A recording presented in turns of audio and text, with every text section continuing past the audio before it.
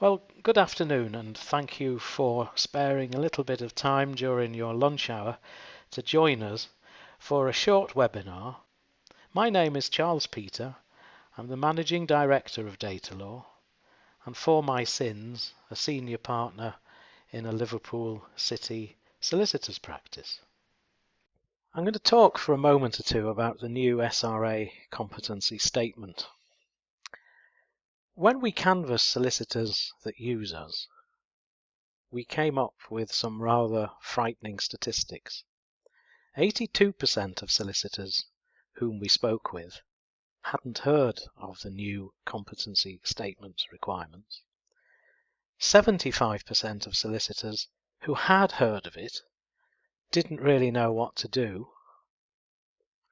25% of solicitors who had heard of it had some idea of how to proceed. And perhaps most frighteningly, 79% of solicitors, that's 79% of solicitors hadn't actually started to do anything at all. We spoke to a number of insurance companies, and they are very aware of the impact that non-compliance will have on solicitors in respect of their considerations whether or whether not to reinsure solicitors' practices who haven't complied with the new competency statement. And this is something that will come into effect on their renewal. And as for the poor practice managers, 80% of them feel anxious about how to deal with this problem. So what are the consequences of non-compliance? Well, the SRA can refuse to issue a practicing certificate. The SRA can take remedial action against the solicitor concerned. Insurance companies could refuse to offer insurance completely. And of course, as we all know, failure to make these changes because they felt that reasonably worthless training for a particular individual crammed into the last 10 days of a CPD year wasn't what they wanted. And so they've now introduced an ongoing form of learning which requires solicitors to reflect on their planned learning every month or indeed every quarter. And they've split what solicitors need to demonstrate that they learn into 4 different areas. The first is ethics, professionalism and judgment. The second is technical legal practice. The third is working with other people. And the fourth is managing themselves and their own work. And from now on, you are going to have to reflect on your practice to identify any learning needs that you think you may have. You then need to plan how you will address your learning needs. Then you have to execute the plan by completing the learning activities. Having done that, you need to evaluate how the learning activity has met the learning need you identified. And then you have to record how you've carried out this process, and you have to keep doing that on at least a quarterly basis. Okay. So how can Datalaw help you with these particular new requirements that you have? Well, to answer that question, I'm going to pass you over to Angela McGreal, who is going to talk to you about what to do next. Hi, my name is Angela McGreal. I'm in charge of the implementation of our learning management system across the business and for Datalaw clients. What we here at Datalaw have done to make this process easier is developed a set of rules following the SRA's own key competency statement areas, making the new process manageable and easy to follow. Because let's face it, you have enough work to do as it is. So all of your key areas are your reflection, plan, develop and record. So first of all, reflection. The SRA recommends quarterly reviews at least, so we've created a simple self-assessment tool allowing you to reflect on your current competency, which brings me to your next step, plan. Your completed self-assessment generates a unique personal development plan based on your answers. and develop. Now that you've done the basics, it's time to start acting on your identified areas. We provide access to over 600 courses on demand, which are integrated within your training plan in order to develop, maintain, and build on your competence, with new courses and updates being added throughout the year by our expert speakers. And finally, to record.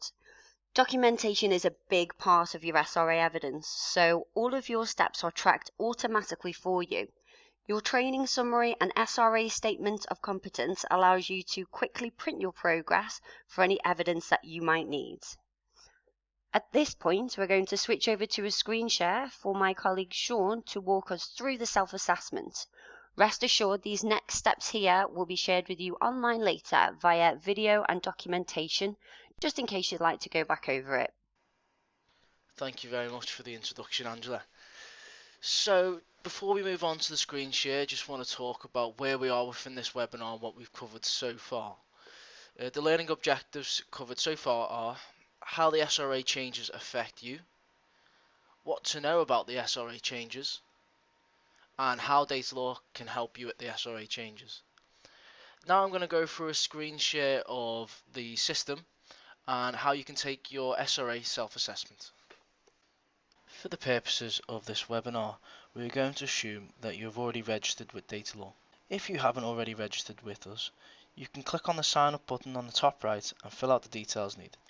To take your self-assessment, first click on the sign in link at the top right corner.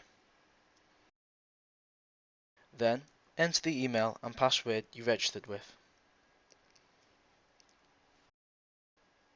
Once you are logged in, go to the top right hand corner and select the black drop down arrow. Then select the third option down labelled Training Plan. Once you have entered the training plan page, click on the button labelled Take Your Self-Assessment.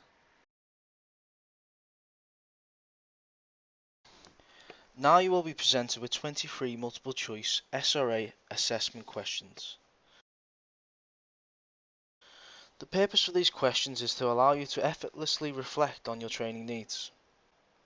You will need to read the questions carefully and select the option for each that best reflects your current status. If you get stuck on a question and need some guidance on what you are being asked to reflect upon, select the link to the bottom right hand side labelled Why is this important to the SRA?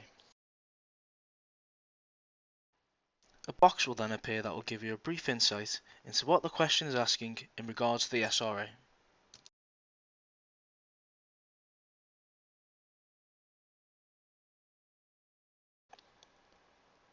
Once you've finished the self-assessment, you will be generated a custom training plan and SRA competency statement. Your training plan is created based upon the options that you selected. The training plan comes complete with a reflections column, your statement to the SRA in regards to your training needs and reflection, an action column, a progress column, and a notes column.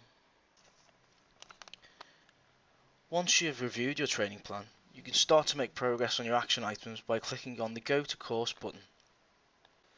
For each suggested action item, you will be taken directly to the most relevant and up-to-date CPD course. From here, you can see how easy it is to get on-demand CPD training. Any time spent on the relevant course will automatically be tracked and updated in the progress column in your training plan. A quick side note worth mentioning is that your training plan works best with our new Access All Areas subscription. This is a rolling monthly subscription with no contract that for just £49 a month gives you unlimited on-demand access to over 600 CPD courses. If you are not subscribed to our Access All Areas membership and you have not previously purchased the course, then it's not a problem. Simply click on the Go to Course button and you'll be directed to the course information and purchase page. The final feature I want to talk about is the Add a Training Note button in the additional notes column. If there is another way that you've met your training needs for the question provided, then this is a really handy way for you to add additional evidence for the SRA. To add a note, select the Add a Training Note button. From here, a box will pop up. Select the training type, enter a date, and the volume of hours of training that you've done. Below you will see a text box where you can provide any additional information on that training item.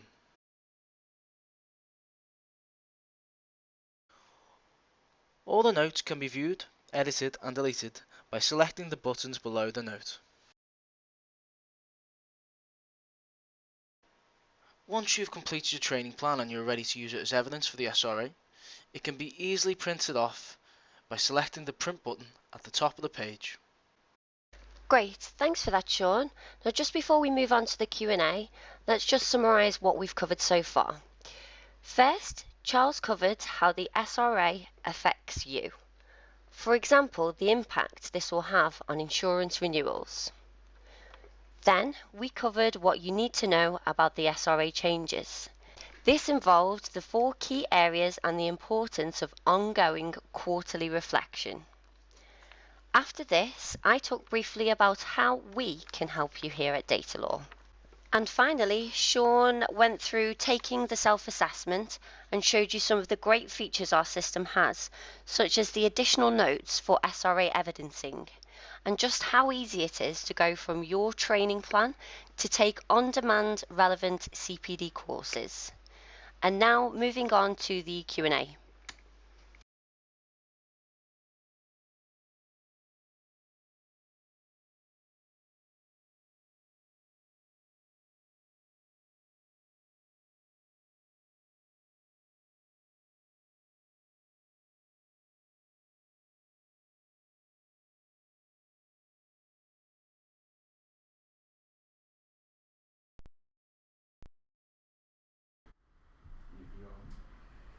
I've got a question for you, Angela.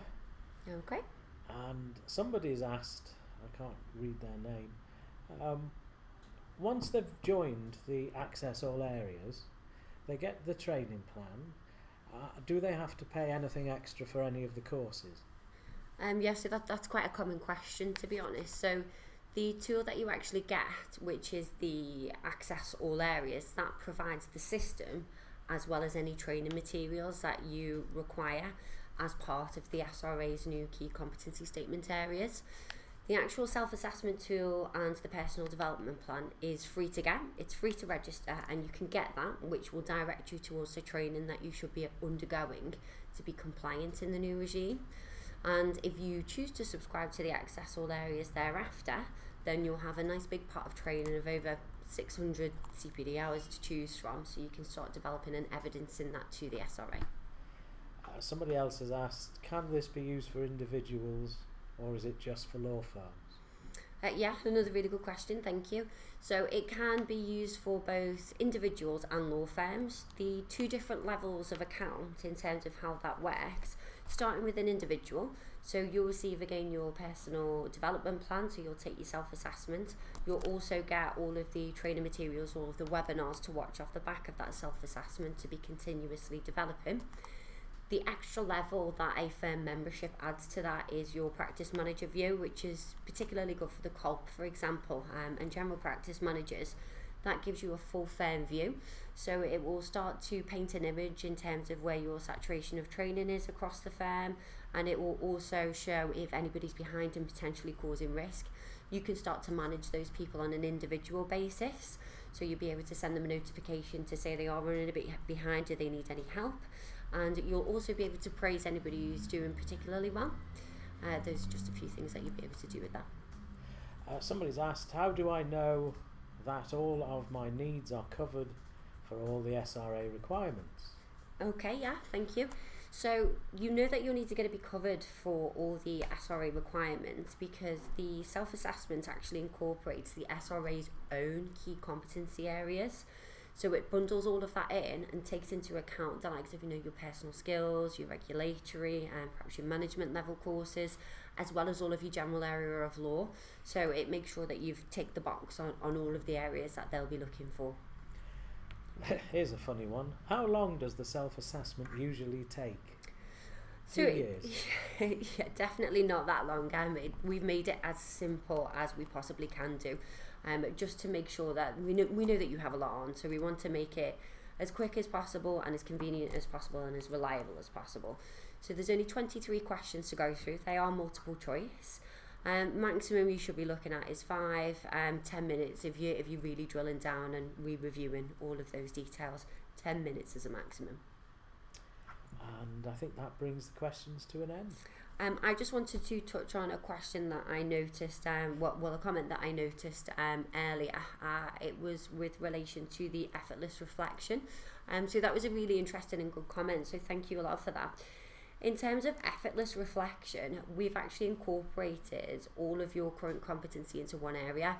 It can be quite difficult to map it through and know exactly what kind of questions you're supposed to be asking of yourself and in which areas, to make sure that you're not missing anything out, particularly in terms of what the SRA are expecting as part of the new regime.